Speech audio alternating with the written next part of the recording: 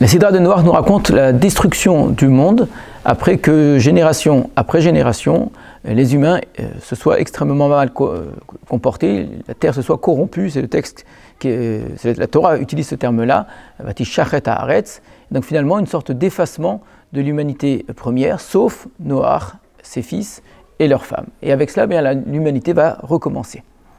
Et après nous avoir raconté donc ce déluge, cette destruction, cet effacement, on nous dit comment est-ce que, d'une part, Noach va être reconnaissant envers Dieu pour cette vie qu'il va reprendre, et Dieu décide de ne plus détruire le monde. Et puis ensuite, de manière assez surprenante, on nous raconte un Noach, un personnage qui, jusque-là, était un très grand homme, hein, l'homme par lequel l'humanité a été sauvée, notre père à tous, hein, nous sommes tous descendants de Noach.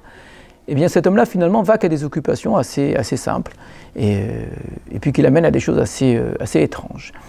On nous dit un travailleur de la terre, il va planter une vigne, il va boire du vin, et puis, ayant bu du vin, il va s'enivrer, il va se mettre à nu, sortir entièrement nu. Alors évidemment, un de ses fils va en rire d'une certaine façon, les autres fils vont le couvrir, vont au contraire essayer de cacher cette humiliation, cette honte, et donc l'un va être maudit et les autres vont être bénis. C'est une chute assez surprenante de cette histoire incroyable, extraordinaire, merveilleuse qu'est le déluge. L'humanité tout entière qui est détruite, les animaux, Noach qui sauve l'humanité, Noach qui sauve même les animaux avec lui, l'histoire de la colombe, l'histoire de l'alliance avec Dieu. Une alliance avec Dieu, c'est quand même assez extraordinaire, l'arc-en-ciel, pour finalement finir cet homme-là en train de se promener tout nu en dehors de sa tente, ayant bu du vin. Alors évidemment, la Torah ne vient pas nous raconter ici une sorte d'égarement ridicule, grotesque, parce qu'on a un petit peu ce sentiment-là de Noach. Il me semble qu'ici, on nous raconte une chose assez intéressante et peut-être même extrêmement profonde. Si l'on observe bien l'histoire de Noach, qui commence par sortir d'une destruction terrible, hein. Ses parents même sentaient la destruction approcher et le malheur, puisqu'il avait appelé Noach, parce qu'il avait dit Zeyenachamenu mima, c'est nous, celui-là, celui qui va naître là, va nous consoler de nos actions, et ça renvoie à la faute d'Adam et Ève, qui après avoir fauté, Dieu va maudire la terre, et la terre va devenir très difficile à travailler. Donc il y a quelque chose ici qui est une malédiction qui est transmise de génération en génération, et les parents portent ce projet que cet homme-là sorte enfin l'humanité de la malédiction. Alors ce qu'il réussit à faire, c'est sauver l'humanité déjà de la destruction, puisque grâce à lui, on l'a dit, l'humanité est sauvée et à ses fils. Mais ce projet profond de tout rétablir, de tout réparer, va peut-être beaucoup plus loin que simplement la génération du déluge. Noach ayant vu le monde entièrement détruit, donc en même temps que le monde a été détruit, le mal qui a précédé ce monde-là a été détruit, c'était ça évidemment l'objectif. Mais jusqu'à quel point le mal a été détruit ? Peut-être que l'idée de Noach, c'est que le mal qui a été détruit, ce n'est pas simplement celui de la génération ou des générations que lui a connues juste avant le déluge, mais depuis la faute d'Adam. Si le mal a été détruit, si finalement le monde a été détruit, si on recommence tout à zéro, eh bien Noach est un nouvel Adam, en ce sens qu'il est le nouveau père de l'humanité, mais un nouvel Adam peut-être même l'Adam qui est avant la faute, l'Adam qui est encore dans le jardin d'Éden.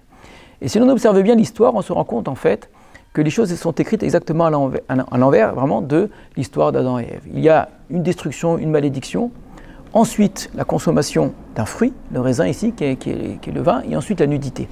C'est exactement le sens inverse de l'histoire d'Adam, qui d'abord était nu et ne s'en inquiétait pas, n'était pas honteux de cela, parce que justement il n'y avait pas de mal, il n'y avait pas de faute.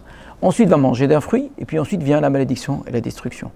Noach a probablement le sentiment qu'avec lui, l'humanité a été entièrement réparée. C'est quelque chose de très profond, la volonté de faire disparaître entièrement le mal, que le mal vraiment ne soit plus dans le monde. Et c'était son idée que si le déluge a eu lieu, eh bien on recommence tout à zéro. Donc même la nudité ne devient plus quelque chose de honteux. On retrouve le jardin d'Éden. Malheureusement, son fils est là pour lui rappeler, par sa faute, la faute de son fils, que non, le monde a changé peut-être par rapport à ce qui précédait le déluge, mais la faute d'Adam et Ève est toujours présente, ce qui mériterait évidemment une réflexion plus profonde.